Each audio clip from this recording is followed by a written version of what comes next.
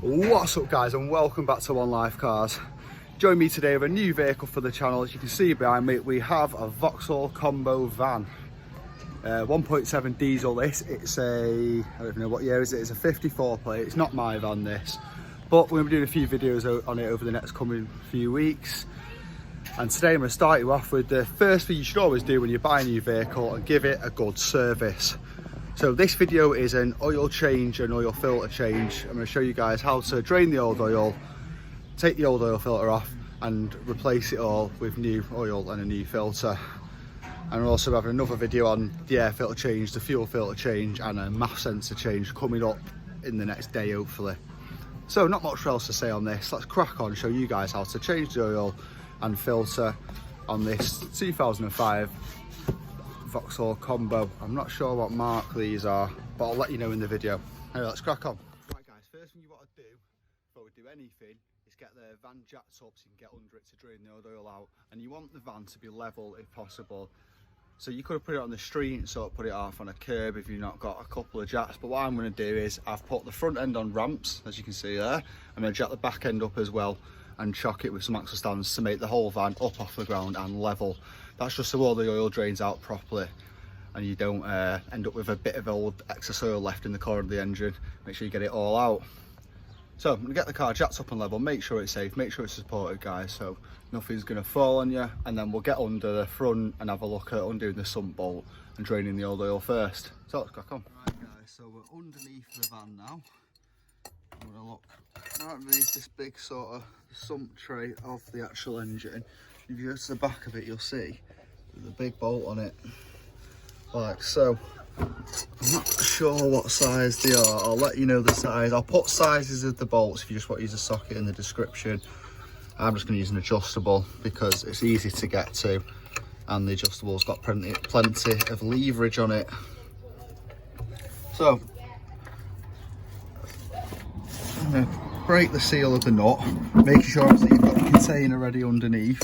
I've just got a big pot here because I've got space. If you've not got it jacked up as much as me, you might need a smaller container. You can buy proper oil trays which are like a narrow but quite wide tray.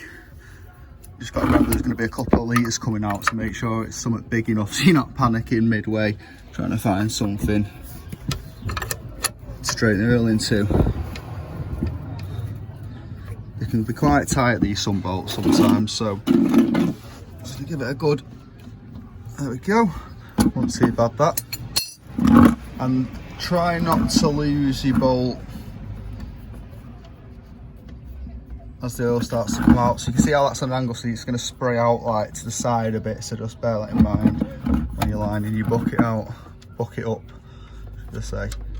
Get it out like that, and you can see lovely thick black oil. This has not been changed for a while, and we'll let that drain fully until it's all gone. Then we can put the sump plug back on, change the filter and look at topping it up. Also I've took the cap off the top of the engine just so there's no sort of air suction, to make sure it all drains from the top down and out this hole. So anyway, that's how to drain your oil. Just be sure not to lose this sump plug. Right guys, I've got the sump plug back in tight, and now we've got the oil filter which is at the back of the engine. So if you look straight on it, what's the very back down here, you'll see this big plastic bit here with 25 newton meters row on it. So you need a 32mm socket for this. It's a bit awkward to get to, or if not, I use an adjustable just to nip it loose, and then sort of just worked away doing a little turn at a time, managed to just get it in here. It's a bit fiddly, but you soon get it loose, and then you just simply undo the rest of it by hand. Obviously it might be a bit oily, and pull it up through this hole there. And we can look at swapping this with a new filter.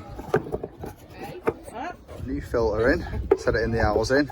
There's 3 seals, one there, and one there where my thumb is. To change, you do get new ones in the pack.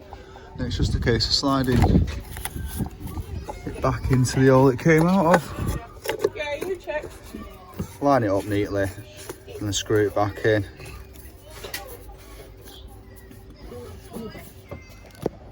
Right, that's tightened on all the way by hand. It says 25 Newton meters, which is your torque rating to tighten it. So if you've got a torque wrench, do that to that amount. But if you're stuck without sockets or a torque wrench like me, I'll say a good recommendation for oil filters, tighten them until they're snug, you know, snug fitting and as tight as you can go with your hand. And then one good nip on the wrench. Don't overdo it, because if you overdo it, you break the seals and it will leak. So I've tightened it nicely tight on me, and I'm gonna give it one good nip on the wrench, and that'll do for that. Then obviously when you first start it up, just look around it, watch out for any seeping oil to make sure it's not leaking, because you can crush the little rubber washers, and then they basically don't work because they get squashed in too much. Right, that's that nipped up. Sump plug's nice and tight, so now it's just a case of opening this back up and putting some new oil in. I've got Vauxhall recommended oil for this drive tech. Half decent, but it's not mega over expensive. You don't want to go too mad on your van. So get this topped up, check the dipstick, make sure the levels are right, and we should be good for an oil change.